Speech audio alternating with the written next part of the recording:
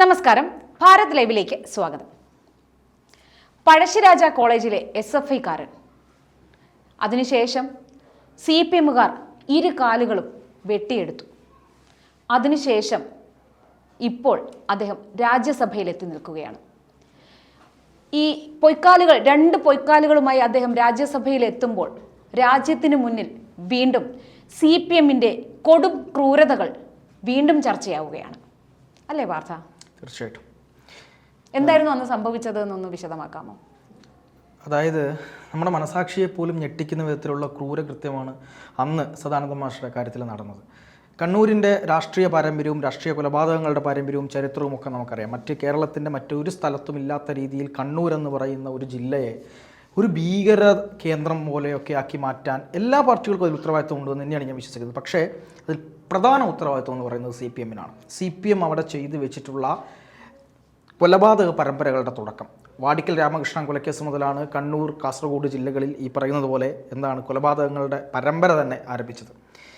പരസ്പരം വെട്ടിക്കൊല്ലുക, ഒരു കേസ് വരുന്നു, അതിന് മറ്റൊരു പാർട്ടി പ്രതികാരം ചെയ്യുന്നു, അതിന് പകരം വേറൊരു പാർട്ടി പ്രതികാരം ചെയ്യുന്നു. ഈ ഒരു ചെയിനിൽ പോകുന്ന ഒരു സംഭവമായിരുന്നു കണ്ണൂർ. ചോരക്കളിയായിരുന്നു, പ്രതികാരത്തിൻ്റെ രാഷ്ട്രീയം, കണ്ണൂർ രാഷ്ട്രീയം. ഇവിടെ എന്താ സംഭവിച്ചത്? ഇവിടെ സംഭവിച്ചത് സദാനന്ദൻ മാഷ് എന്ന് പറയുന്ന RSSൻ്റെ അവിടുത്തെ സംഘജില്ലാ കാര്യവാഹായിരുന്ന സഹകാര്യവാഹായിരുന്ന അദ്ദേഹം ഒരു തൻ്റെ പേഴ്സണലായിട്ടുള്ള, അതായത് തൻ്റെ സഹോദരിയുടെ വിവാഹവുമായി ബന്ധപ്പെട്ട ഒരു കാര്യം ചർച്ച ചെയ്തതിനു ശേഷം തൻ്റെ അമ്മാവനുമായി ബന്ധപ്പെട്ട് അവിടെ ഒരു വീട്ടിൽ ഒരു കാര്യം ചർച്ച ചെയ്യാൻ വേണ്ടി പോയി. അതിനുശേഷം തിരിച്ചു വരുന്നതെന്ന് പറയുന്നത് മട്ടന്നൂരിനടുത്തുള്ള ഉരുവച്ചാൽ എന്ന് പറയുന്ന പ്രദേശമുണ്ട്. കണ്ണൂരുകാർക്കൊക്കെ വളരെ പരിചിതമായ പ്രദേശമാണ്. ഇപ്പോൾ എനിക്ക് തോന്നുന്നു അവിടെ ഒരു 10-25ഓളം കടകളൊക്കെ വന്ന് ഒരു ടൗൺ പോലെയായ പ്രദേശമാണ്. പക്ഷേ അന്നത്തെ കാലഘട്ടത്തിൽ അവിടെ ഒരു ടൗണൊന്നല്ല, ഒരു ചെറിയ പ്രദേശം, ഒരു ഉൾനാടൻ പ്രദേശം, കണ്ണൂരിലെ ഉൾനാടൻ പ്രദേശങ്ങളിൽ ഒന്നാണ് ഈ പറയുന്ന ഉരുവച്ചാൽ എന്ന് പറയുന്നത്. അവിടെ ബസ് ഇറങ്ങുന്നത് ഒരു രാത്രി 8 മണി സമയത്താണ്. അത്യാവശ്യം നല്ല നിലയ്ക്ക് അന്ന് സാമാന്യ പതിവിലും വിപരീതമായ ഇരുട് അന്നുണ്ടായിരുന്നു എന്നാണ് ആളുകൾ പറയുന്നത്. കനത്ത ഇരുടായിരുന്നു. സാധാരണ നമുക്കൊരു ചന്ദ്രൻ്റെ വെളിച്ചമൊക്കെ ഉണ്ടാവുമല്ലോ, പക്ഷെ അന്ന് അതുപോലും ഇല്ലായിരുന്നു എന്നാണ് അന്ന് ദൃക്സാക്ഷികൾ പറഞ്ഞത്. അങ്ങനെ അവസാനത്തെ ബസ്സിലാണ് സദാനന്ദ മാഷ് അവിടെ വന്ന് ഇറങ്ങുന്നത്. അങ്ങനെ ഇറങ്ങി അദ്ദേഹം അവിടെ നിന്ന് 1.5 കിലോമീറ്ററാണ് അദ്ദേഹത്തിൻ്റെ വീട്ടിലേക്കുള്ളത്. 1.5 കിലോമീറ്റർ നടക്കണം. ആ രാത്രി അദ്ദേഹം 1.5 കിലോമീറ്റർ വീട്ടിലേക്ക് നടക്കുന്നു. ഇതിന് തൊട്ട് 3-4 ദിവസങ്ങൾക്ക് മുമ്പ് കണ്ണൂരിൽ ഒരു സംഭവം ഉണ്ടായിരുന്നു. അതായത് CPMുമായി ബന്ധപ്പെട്ടും BJPയുമായി ബന്ധപ്പെട്ടും ഒരു പ്രശ്നവുമായി ബന്ധപ്പെട്ട് അവിടുത്തെ പ്രാദേശികമായ ഒരു വിഷയത്തിൽ ചെറിയ ചില ഉരസലുകൾ ഉണ്ടായിരുന്നു. ഈ ഉരസലുകൾക്ക് പ്രതികാരം എന്ന രൂപത്തിൽ CPM ഒരു വലിയ പദ്ധതി പ്ലാൻ ചെയ്യുകയാണ്. ആ പദ്ധതിയുടെ ഭാഗമായി ഇവർ തിരഞ്ഞെടുത്തത് സദാനന്ദ മാഷിയായിരുന്നു. ഈ മനുഷ്യൻ അവിടെയുള്ള സ്കൂളിലെ അധ്യാപകനായിരുന്നു, കുട്ടികളുടെ പ്രിയപ്പെട്ട അധ്യാപകനായിരുന്നു. അതിനു മുമ്പ് കേസുകളിൽപ്പെട്ട ചരിത്രങ്ങൾ മാഷിക്കില്ല. അതായത് ഈ പൊളിറ്റിക്കൽ കേസുകളുണ്ട്, നമ്മൾ ഈ മാർച്ച് നടത്തുക, അത്തരം കേസുകളല്ലാത്ത മറ്റൊരു കേസുകളിലും അദ്ദേഹം പെട്ടിരുന്നില്ല എന്നതാണ് യാഥാർത്ഥ്യം. ഇപ്പോൾ പല പ്രചരണങ്ങളും അദ്ദേഹത്തെ പറ്റി നടക്കുന്നുണ്ട്, അതുകൊണ്ടുകൂടിയാണ് ഞാൻ പറയുന്നത്.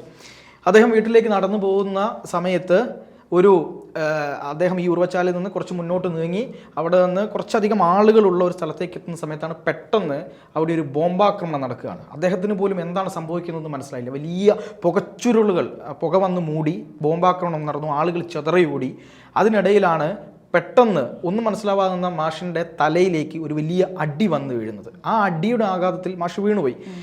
തലയ്ക്കാണ് അടിച്ചത്. തലയ്ക്കടിച്ച് അദ്ദേഹം നിലത്ത് വീണു. നിലത്ത് വീണപ്പോൾ 5-6 ആളുകൾ ഓടി വന്ന് ഇദ്ദേഹത്തിൻ്റെ കൈ പുറകിലേക്ക് വലിച്ചു. ഒരാൾ കഴുത്തും തലയും ചവിട്ടി റോഡിലേക്ക് ചവിട്ടി പിടിച്ചു.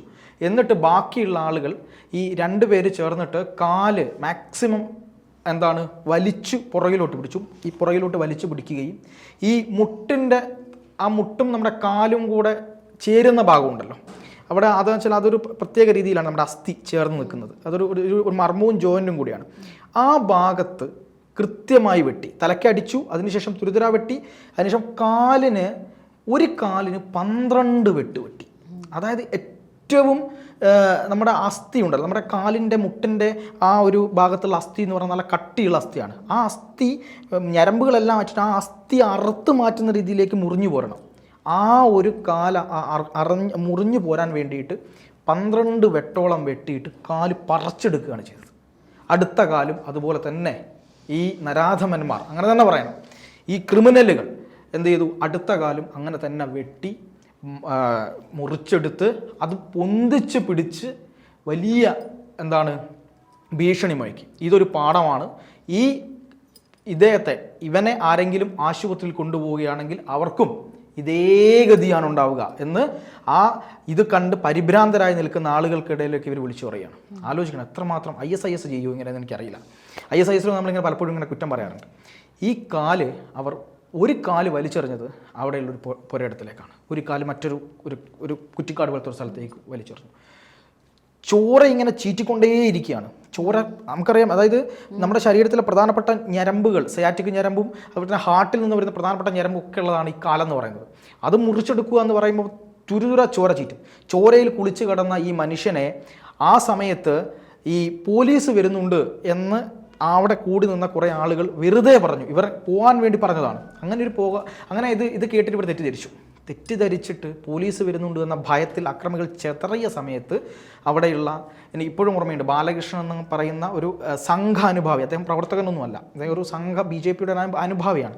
അദ്ദേഹമാണ് വന്നിട്ട് ഈ മനുഷ്യനെ എടുത്ത് പെട്ടെന്ന് അവിടെയുള്ള ഒരു ജീപ്പ് തടഞ്ഞു നിർത്തിയിട്ട് ആ ജീപ്പിലേക്ക് വലിച്ചു കയറ്റുകയും 2 ആളുകൾ ചേർന്ന് പെട്ടെന്ന് തന്നെ അടുത്തുള്ള ഹോസ്പിറ്റൽ എന്ന് പറയുന്നത് എനിക്ക് തോന്നുന്നു തലശ്ശേരി ജനറൽ ഹോസ്പിറ്റലാണ്. തലശ്ശേരി ജനറൽ ഹോസ്പിറ്റലിൽ കൊണ്ടുപോകുന്നു. അവിടെ തലശ്ശേരി ജനറൽ ഹോസ്പിറ്റലിൽ കൊണ്ടുപോയതിന് ശേഷം അവിടെ എത്തിയപ്പോൾ ഇവർ പറയുന്നൊരു കാര്യമുണ്ട്, ഇത് ഭീകരമായ ബ്രൂട്ടലായിട്ടുള്ള ഒരു സംഭവമാണല്ലോ. പെട്ടെന്ന് തന്നെ അവർ കുറേയധികം പഞ്ഞി വെച്ച് കെട്ടി, കൂടുതൽ ബ്ലഡ് പോകാതിരിക്കാൻ വേണ്ടി പഞ്ഞി വെച്ച് കെട്ടുകയും ആ ഭാഗം മരവിപ്പിക്കുകയും ചെയ്തു. വേദനയ്ക്ക് കുറച്ചൊരാശ്വാസം കിട്ടട്ടെ എന്ന് കരുതിയിട്ട് മരവിപ്പിച്ചു.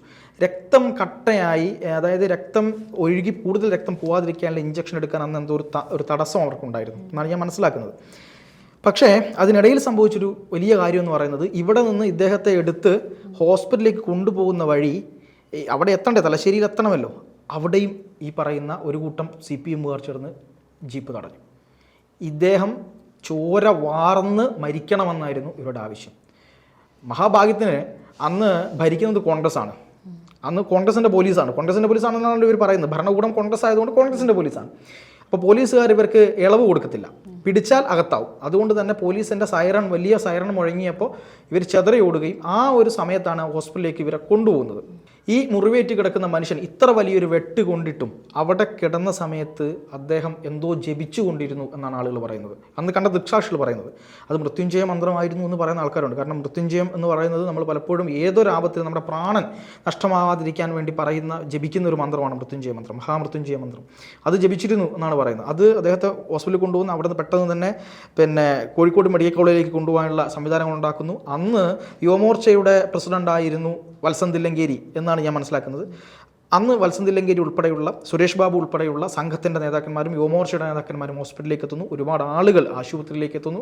ഉടനെ തന്നെ കോഴിക്കോട് മെഡിക്കൽ കോളേജിൽ വിളിച്ചിട്ട് അവിടെ സർജറിക്കുള്ള ഏർപ്പാടുകൾ ഉണ്ടാക്കുന്നു. ഉടനെ സർജറിക്ക് ഏർപ്പാടുകൾ ഉണ്ടാക്കി അവിടത്തേക്ക് പോകുന്നു. അവിടെ പോയതിന് ശേഷം ഹോസ്പിറ്റലിൽ ഇത് കണ്ട ഡോക്ടർമാർ ഉടനെ തന്നെ എനിക്ക് തോന്നുന്നു 4 മണിക്കൂർ നീണ്ട ശസ്ത്രക്രിയയാണ് നടന്നത്.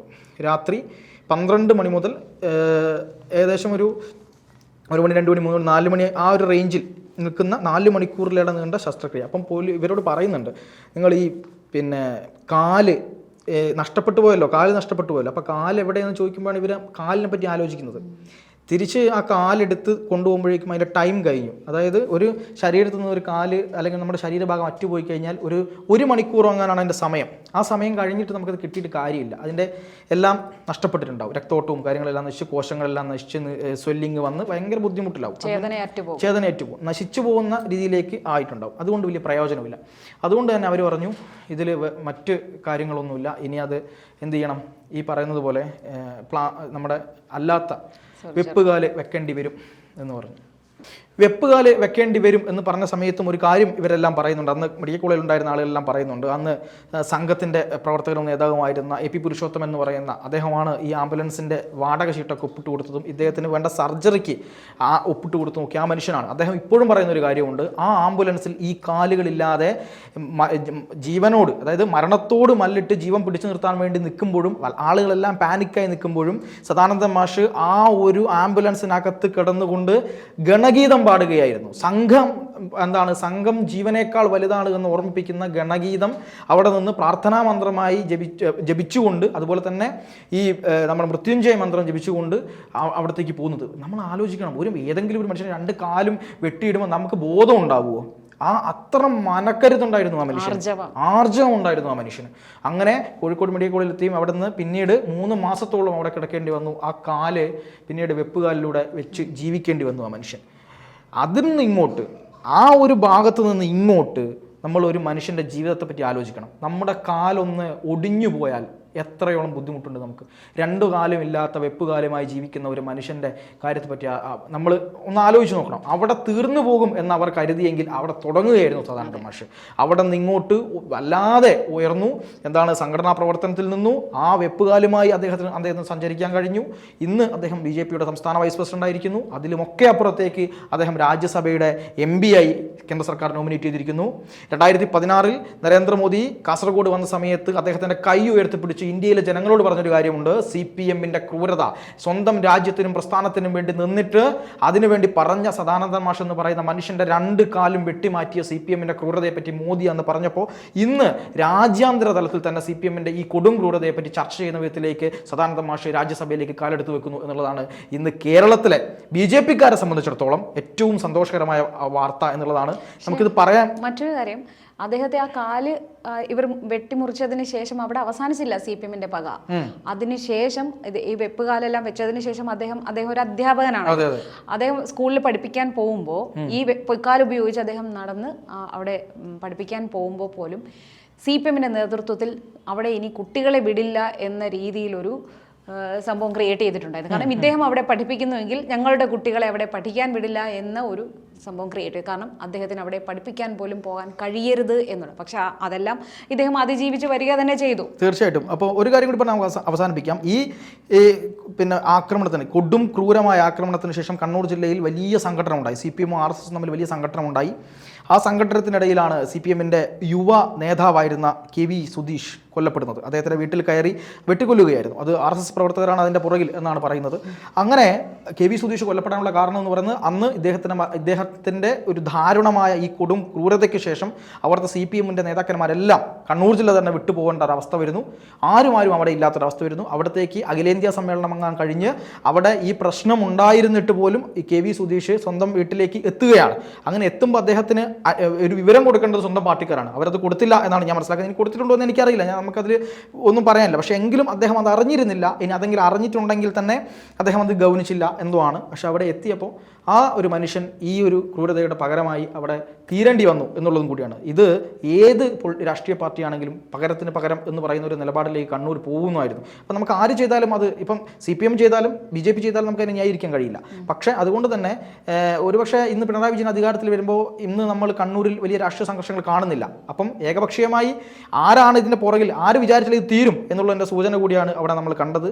എന്തായാലും സദാനന്ദ മാസ്റ്റർ ജീവിക്കുന്ന പ്രതീകമാണ്. എല്ലാ രക്തസാക്ഷികളും വലിയ ചെറുത്തുനിൽപ്പിൻ്റെ പ്രതീകമാണ്. ഇനിയൊരു രക്തസാക്ഷിയും ഇനിയൊരു ഈ പറയുന്ന പൊളിറ്റിക്കൽ രാഷ്ട്രീയത്തിൻ്റെ ഈ രാഷ്ട്രീയ പകയുടെ ഇരകളും ഉണ്ടാവാതിരിക്കട്ടെ എന്ന് മാത്രമാണ് ഈ ഒരു അവസരത്തിൽ നമുക്ക് പറയാനുള്ളത്.